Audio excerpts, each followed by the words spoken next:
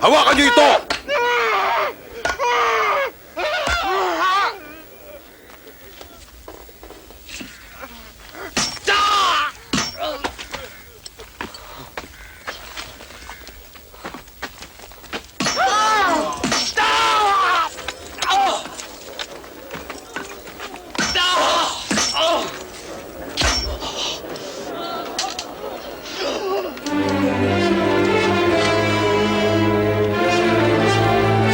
Tayo!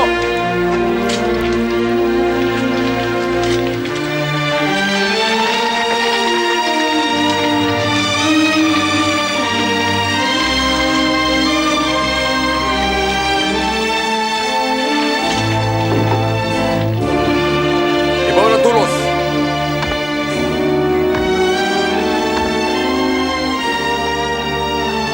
Kalasin ang lubid!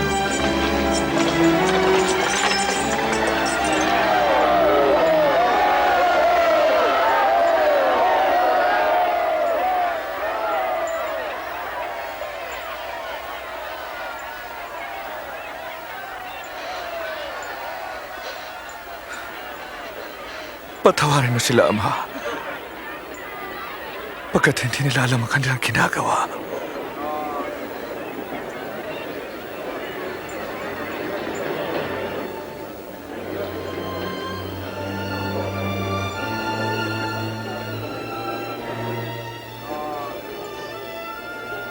Nagligtas siya ng iba. Iligtas naman niya ang kanyang sarili. Oo! Kung ikaw ang Mesyas, bumaba ka sa krus at iligtas mo ang iyong sarili!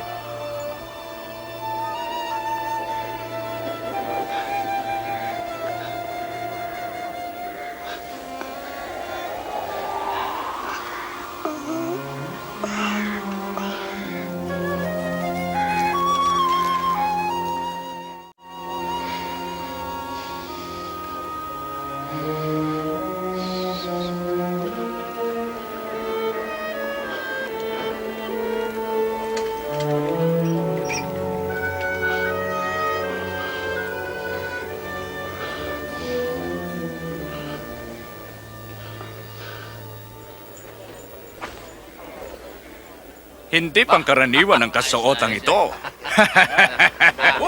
Tama-tama! Bigay mo sa akin yan! Ulitin! Akin na! Sayang eh. Pagsugalan na lang natin ito. Oo, sige! Pagsugalan na lang! Umpisa natin. Sige. Tama yan! Oo, ito! Swerte ang mananalo dito! Sino kaya ang mananalo sa Maswerte, Diablo ka. Anong gagawin mo dyan ngayon nanalo ka?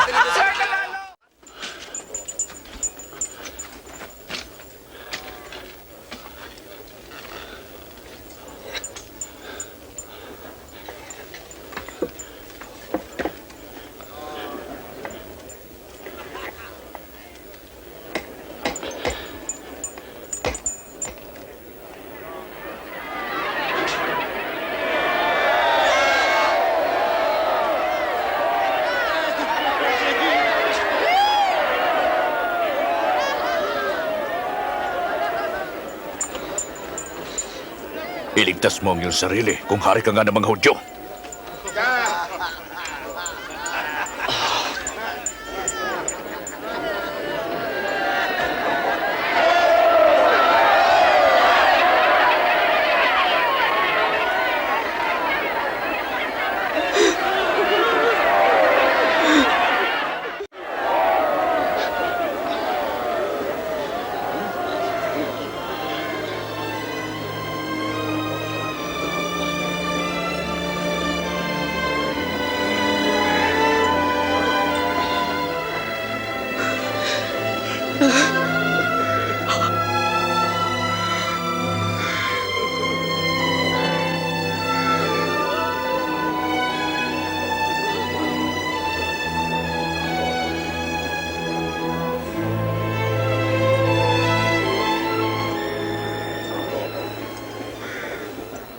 Hindi ba ikaw ang Mesyas?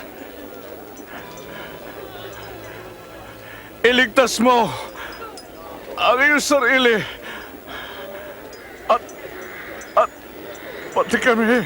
Hindi ka ba natatakot sa Diyos? Tumanggap siya ng hatol. Tulad mo. Ngunit wala siyang kasalanan.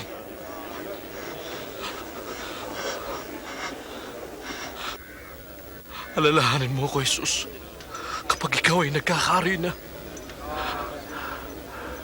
Ako. Ngayon din, isasama kita sa paraiso.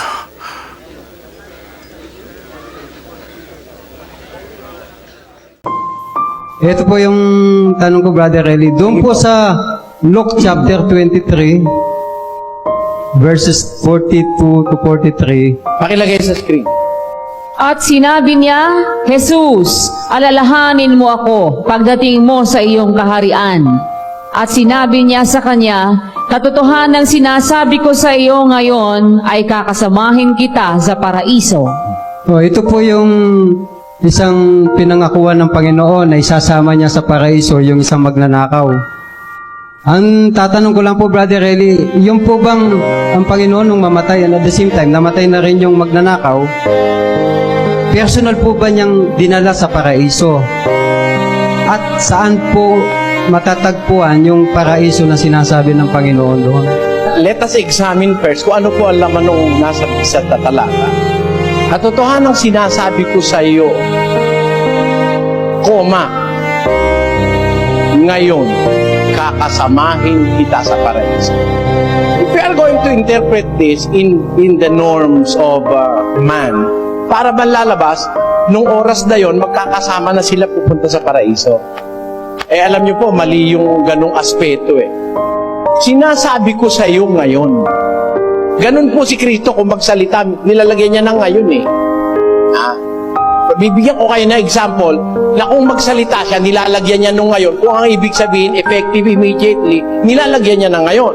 Basahin natin at 5:25 ng Juan. Katotohanang sinasabi ko sa inyo, dumarating ang panahon at ngayon nga, na maririnig ng mga patay ang tinig ng anak ng Diyos, at ang mga karinig ay mga bubuhay. Paggamit niya nung salitang ngayon, ini-emphasize niya this present moment in time. Sinasabi ko sa inyo, sabi niya, dumarating ang panahon at ngayon nga. Ibig niya sabihin, this present moment. Parang ganun yung sinabi niya sa Lucas. Sinasabi ko sa iyo ngayon. Ngayon, sinasabi ko na sa iyo, kakasamahin kita sa paraiso. Yung po kakasamahin, hindi naman magkasama na Kakasamahin, that is future. Kakasamahin kita sa paraiso. Ano po ibig sabihin? Si Kristo po, nung namatay sila pareho. Si Kristo bumaba pa sa ilalim. 3 days and 3 nights siya. Kung agad-agad sasama niya, maisasama niya sa ilalim, hindi sa paraiso. Pakinggan nyo, sa unang Pedro 3, pakilagay sa screen. Sapagkat si Kristo man ay nagbataring minsan dahil sa mga kasalanan, ang matwid dahil sa mga di matwid, upang tayo'y madalan niya sa Diyos, siyang pinatay sa laman, ngunit binuhay sa Espiritu. Na iyan din ang kanyang iniyaon at ipinahayag ang pagtatagumpay sa mga espiritong nasa bilangguan, na ng unang panahon ay mga swail. Tanyo, na ang pagpapahinuhod ng Diyos ay nanatili ng mga araw ni Noe, something like that. Nung pala po si Kristo mamatay, hindi naman siya agad bumunta sa langit Nangaral pa siya dun sa mga espiritong nakabilanggo na nung unang panahon ni Noe, mga swail. Yung mga swail nung panahon ni Noe, binilanggo ng Diyos. Pagkamatay ni Kristo, pinuntahan niya pa yun So, hindi agad siya pumanik sa langit. Ngayon, after 3 days, nag-resurrect siya, nabuhay siya uli. Pagkabuhay niya po maguli, 4 na pong araw pa siyang nangaral uli sa mga apostol bago siya pumanik sa langit. Basahin natin ang Gawa, Kapitulo 1. Hanggang sa araw na tanggapin siya sa kaitaasan, pagkatapos na makapagbigay siya ng mga utos sa pamamagitan ng Espiritu Santo sa mga apostol na kanyang hinirang. Na sa kanila na may napakita rin siyang buhay sa pamamagitan ng maraming mga katunayan pagkatapos na siya'y makapaghirap, na napakikita sa kanila sa loob ng 40 araw at nagpahayag ng mga bagay tungkol sa kaharian ng Diyos.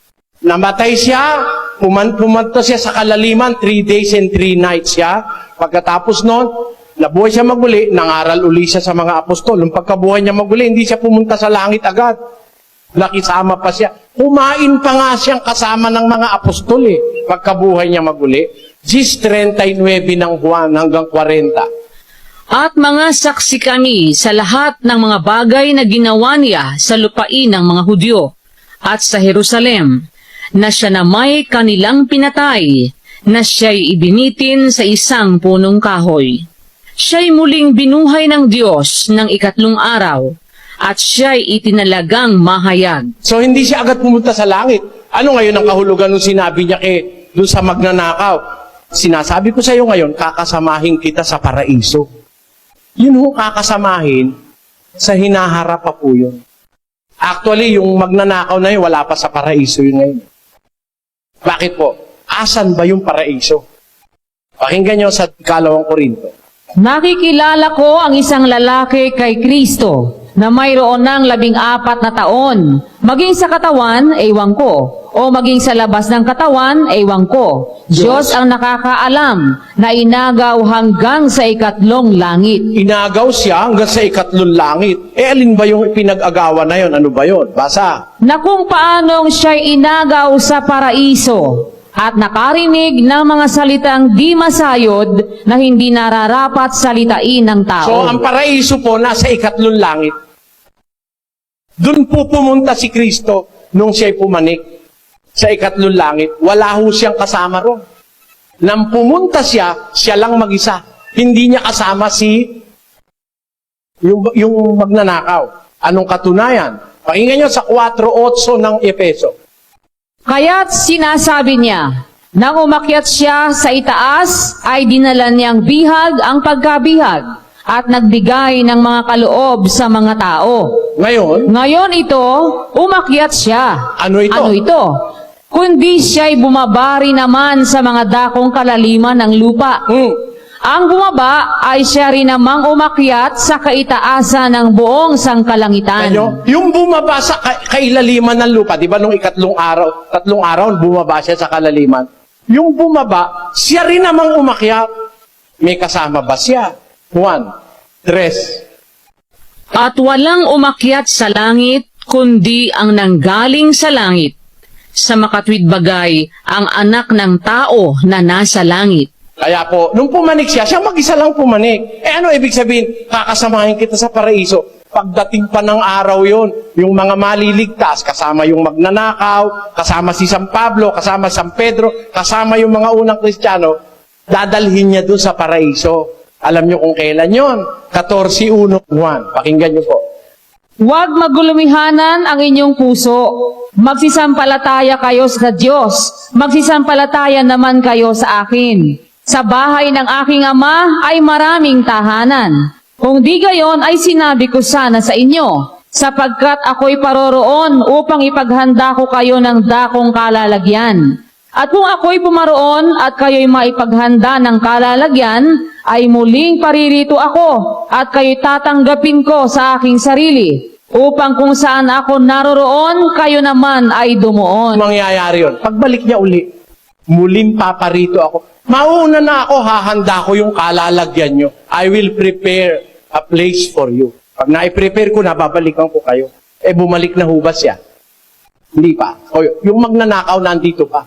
Ba't sabi ni Kristo, kakasamahin niya? Sabi naman niya, kakasamahin niya. Hindi naman niya sinabing, katotohanan sinasabi ko sa iyo, ngayon magkasama na tayo sa paraiso. Wala pa Sabi niya, kakasamahin kita sa paraiso. Magaganap yun pagdating niya po. Ganun po. Salamat po.